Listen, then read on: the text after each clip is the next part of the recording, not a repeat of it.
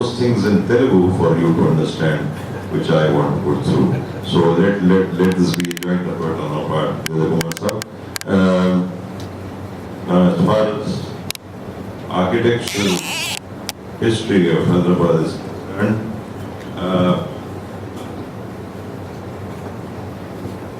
how do you interpret architecture? I feel that architecture has a lot of definitions, not just one, but architecture is an art form, it's a form of expression, it's a medium of communication,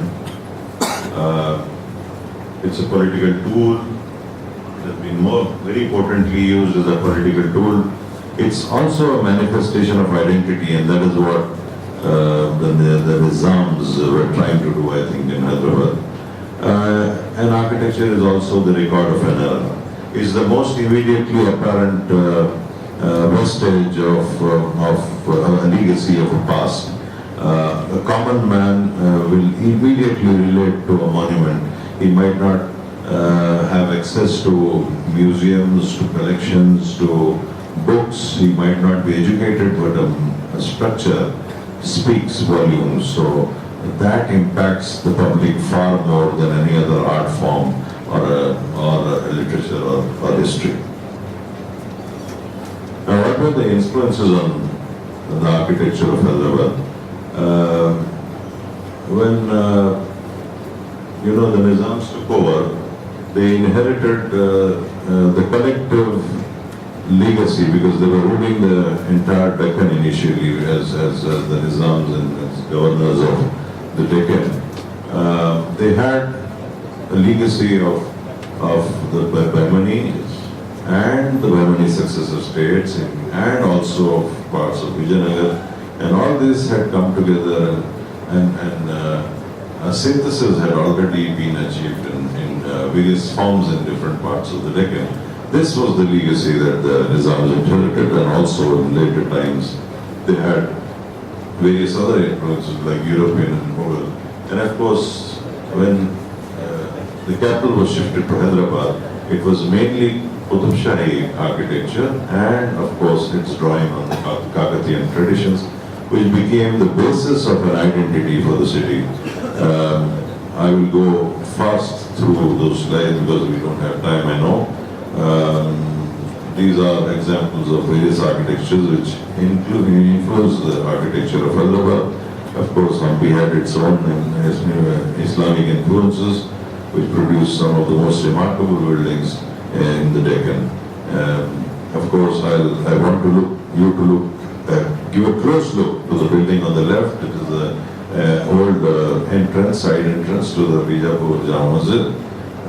And I think if you are all mostly associated with the Osmani history, I think you'll find remarkable parallels between the structure on your left and the Arts College building. Both have trapeate lower levels, the lintel, stone lintel, and on the top you have the arcaded structure, the arched load transmission is good. So this is early synthesis. I personally would like to feel that to a certain extent, such attempts inspired the building of the Arts College. Of course, the Jama Masjid again, instead of the usual slenderness and finesse that is shown by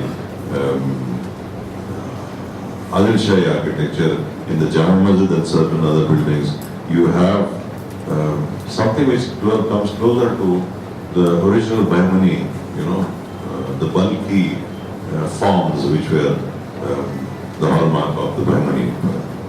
Of course, these are all. The Guru Gumbad, for instance, started movement and to influence the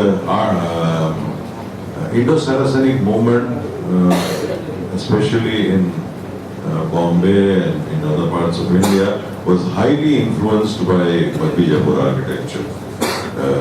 Then you have the Dargah of Yesudara, where you find layers, different layers. You have the Bahmani layer, you have the Adil Shahi layer, you have various, including the Mughal influences in the central Sharoka that you see there. If you can keep on going. Yeah, these are the buildings I was talking about. Yeah, you can stop there. Here you have one by one, please. oh, One by one. right. Second. Anyway, keep on. No problem. Yeah. Because I'm anyhow rushing through, you can also rush through the presentations. So here you have layers. You have, the Baimanis arches in the lower level. You have the Adil Shahi elements in the central arch and then the flankings of that archway. And in the center is placed the Asif Jahi contribution, or maybe it was during the Mughal time, that is the Mughal Jaroka, the Mughal Rajput style. So you have various layers coming together, and from these emerged a style. Now these are different elements put together seemingly in a haphazard manner because they are layers from a different time, but eventually they boil down to an architecture. And that, next please. That starts with the Golconda Fort, the Qutub Shahi domes, next please, and especially the Mullah Ali Mosque in the Golconda Fort, where we have an interesting roof style here, which has been replicated by a lot of other buildings. Unfortunately, within the golf course now, heritage is under severe threat in Hyderabad. We have the metro rail, we have the golf course and various other such harebrained schemes which have been damaging the architecture of Hyderabad. And unfortunately, after a long struggle, achieving Telangana, we had presumed erroneously, I think now, that things will change, at least for culture and heritage. Rajendra Prasad साहब आपकी नज़र तवज्जो हो गए जब आज़ादी हुई थी फैज़ जो है बहुत डिसअपॉइंट हुए थे उसके बाद मगर उसके लिए भी वक्त लगा था यहाँ तो एक साल भी नहीं गुजरा और यहाँ जो है वो डिसइल्यूजनमेंट ऑलरेडी शुरू हो गया है मुझे फैज़ की नज़म याद आ रही है वही हाल आज हमारे तेलंगाना का है ये दाग दाग उजाला ये शब रजीदा शहर के इंतजार था जिसका ये वो शहर तो नहीं ये वो शहर तो नहीं जिसकी आरज़ू लेकर चले थे यार के मिल जाएगी कहीं ना कहीं फलक के दश्त में तारों की आखिरी मंजिल और I will not go through the rest कहीं तो होगा कहीं तो रुकेगा सफीना गमे दिल कहीं तो होगा शबे सुस्त मौत का साहिल बट ही एंड्स के चले चलो कि वो मंजिल अभी नहीं आखिर कब आएगी मंजिल आंध्रा वालों को हम गाली देते रहे कि हमारे तहजीब हमारे कल्चर को हमारे विरासत को तबाह करते रहे अब क्या फर्क पड़ा अब तो जो है एक निजाम को याद कर रहे हैं हम तो निजाम ने एक काम किया था आप लोगों को याद होगा there was a guy who came here as a prime minister quite a decent person quite an efficient person he was not let out to work I don't agree with what happened to him but this did happen in Hyderabad Sir Mirza Ismail he came here as prime minister quite an efficient fellow but it got into his mind that he had to destroy half the city to make it beautiful and the people of Hyderabad called him Tolpur Ismail Khan kicked him out and the Nizam had to kick him out now someone was telling just now that the Nizam did not listen to anyone but he did listen when things demanded when the people demanded that this crazy fellow, this Tolpur Ismail Khan had to go, he kicked him out. And now we have another Tolpur Ismail Khan. The only thing that the Chief Minister speaks every day is of demolishing a building. So we have a brand new Tolpur Ismail Khan. What are we going to do about him? आखिर कब तक लड़ते रहेंगे कब वो शहर कब आएगी सुबह कब आएगी और हमारा आर्किटेक्चर कब बचेगा हमारा कल्चर कब बचेगा now we have strange definitions of culture running around in the city and in the state today I think you youngsters will have to look at it was this what we fought for ये तो वही बात हुई कि दोष पर अपनी सलीबें उठाए चलो, कब तक चलेंगे आप? We have to say this. देखिए, achieving an objective is okay. Running, I personally feel, lots of people might differ, that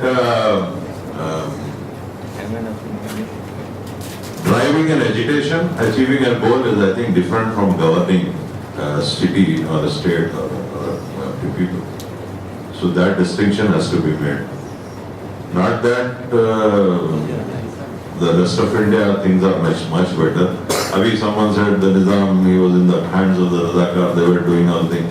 Why go 70 years back, there was medieval, still medieval society surviving. What is happening in India today?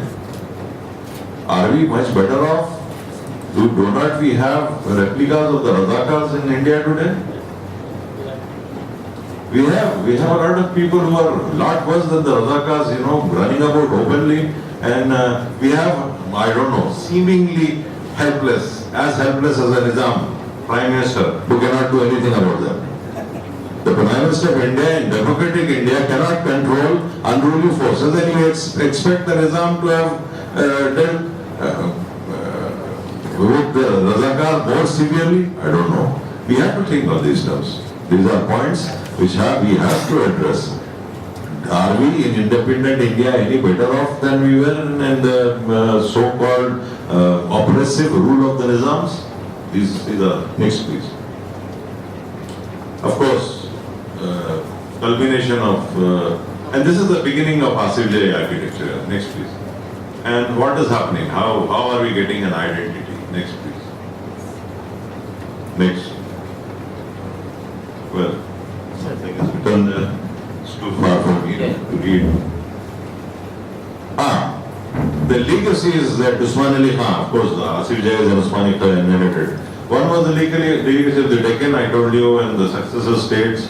Then it was, with the shift of capital to Hyderabad, it was mainly Qutub Shahi traditions and which prevailed in architecture and also the development of the state's mentality. Post 1857, the Asif Jais were considered the last 7 justices of the Mughal Empire. So Asif Jais inherited the Mughal mantle. And then in the 20th century, they were also considered to be inheritors of the pan-Islamic legacy. Now we have 3 identities. And I think it took 3 identities to come together to create the Arts College building of the Osman University. This is post-Khilafat movement, when the princes of Hyderabad married into the prince, the 2 brothers married the daughters, one daughter and one niece of the Khalifa. So that by association taking over the mantle of the remnants of Ottoman and Khilafat. So pan-Islamic identity, the Ghani identity, Mughal identity, and 3 identities he was playing around with. And of course, all that, because Kakatiyan, Buddhists and all these had already found a place in Qutub Shahi architecture and Qutub Shahi legacy. So these are the 3 major legacies which Usman Ali Khan had in mind. Of course, this is one of the first gateways built by the Nizam when he fortified the city. And then, of course, next please. Then the North Indian provinces, because the Nizam and most of his nobles, and most of his nobles predominantly Hindu nobles who came with him, Qais, Khatris, Marwaris who were financing his campaigns. A majority of the indirect control of Hyderabad always remained with non-Muslims. This is one thing which people tend to forget. The Samastans were there, they were the inheritors of the Kakatiya legacy, they are still here today. They were there in the Kakatiyan times, they were there in Sultanate period, they were there when the Brahmanis came to this region. All these Samastans have been there since then. And they were there. So these are the most uninterrupted rulers of this region. And we should also take a closer look at what they have been doing all these years. Was it only the Nizam, or was some of the blame at least? to be shared by the Samastans and the Rajas and the various other Muslim rulers. And this is one thing which people tend to forget. The Samastans have been there since then. And they were there to the various other the nobility that is in Hyderabad. Please go through. We have different styles of architecture impacting. Of course, the residency comes in 1803. The European architecture comes in. That is an impact. Then there is a synthesis coming about where a colonial idiom comes up. Then, of course, initially predominantly colonial architecture of the Chowmalla Palace, initial buildings. And then we have, I believe, a confused population. So many architectural styles available, what to do with them? And the best example is the Sitaram Bagh temple, the gateway, Gopuram there. If you go and have a look, you will find every type of architecture that influenced Hyderabad present in that archway. You have, if you look, the Kakatiyan inspired doorway, central. You have the square-fluted columns with Corinthian capitals, that purely classical European.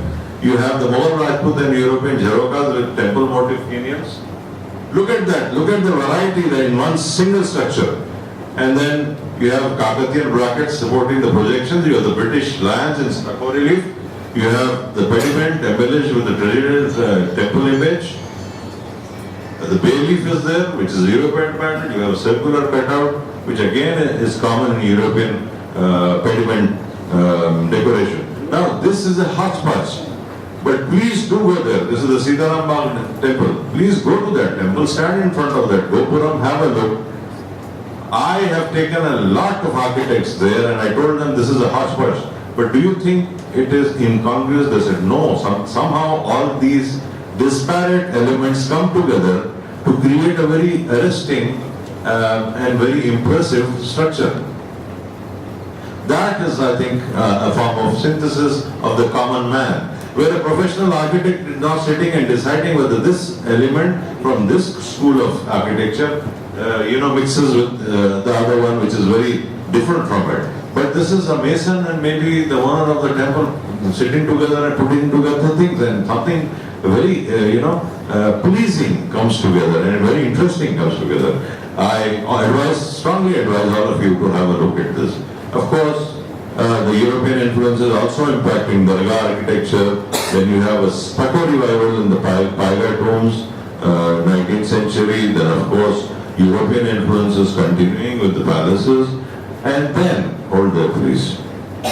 Then you have the period of Usman Ali Khan, Mehboob Ali Khan, when there is a sudden revival of interest in creating a distinct identity for the city. One of the first buildings to come up is the Legislative Assembly. There are a few other buildings, the Victoria Maternity, I think they will be shot there next. No, keep it there, keep it on the last one. Now what happens here is that at first look it's a predominantly Mughal Rajput impacted building. But is it? Please, I implore you to take a closer look especially at the central tower. And then for a moment close your mind. I couldn't get a very good photograph and I did this in a hurry, but next time if you have an opportunity I'll show you. Please close your eyes and recall the recently renovated tomb of Jamshed Quli. And you'll find that it's a exact replica of Jamshed Quli's tomb, the top final portion. Now it's drawing heavily on local architecture. Next please. Then we have a very defined movement of producing what is called the Osmanian style of architecture. Yeah, last building of course was what is now the Legislative Assembly, very magnanimously given over to the Andhra Pradesh government to have their legislature. I don't know how we can give away pieces of our heritage. And the first thing that the Andhra AP government did was they started digging and altering the building there. So we are losing heritage here and there without any thing. That was the erstwhile town hall. I think all politicians should be kicked out from there. And it should be returned to the city. This is a monument of the city built by donations collected from the people of the city to celebrate the jubilee of Mehboob Ali Khan. It's a town hall, it's not a legislative assembly. There's a lot of space, they can be kicked out, they can have their own assembly built somewhere instead of demolishing parts of and taking over and constructing all sorts of silly buildings. within the public garden precinct. Now, this is Vincent Esch. He comes from Calcutta. He takes over construction of the city, one of his first buildings in Hyderabad. And there are a lot. I think in a short of time, I will not go into the details, but this is not what Esch had done. He's done the Victoria Memorial, a very grand building, highly decorated, highly embellished. And he comes up with a very simple, very stark, but very arresting and very impressive building for the Nizam. Now again, 1916, so it is Usman Ali Khan in charge, and Usman Ali Khan does not believe in spending money unnecessarily. It must have been his belief for Esch to create an impressive building with the minimum of expenditure, and that is why you start the beginning of a whole new trend in architecture where embellishment was kept to a minimum and you achieve great and monumental architecture. Once more, go back please, once more look at this building and look at the Legislative Assembly. I think they are a replica as far as form is concerned. The same portico, the same central tower, the same flankings, it is an identical building as far as the form is concerned. Only the shape of elements is different. I believe that maybe Esch was involved in the Legislative Assembly too. I have not been able to get any records because we don't have a record of who the architect of the Assembly was. But the period and its comparison to Kachigoda station shows that it must have been Esch, because again Esch has had experience of that. Next please. Of course, European influences continuing in Hyderabad. Next.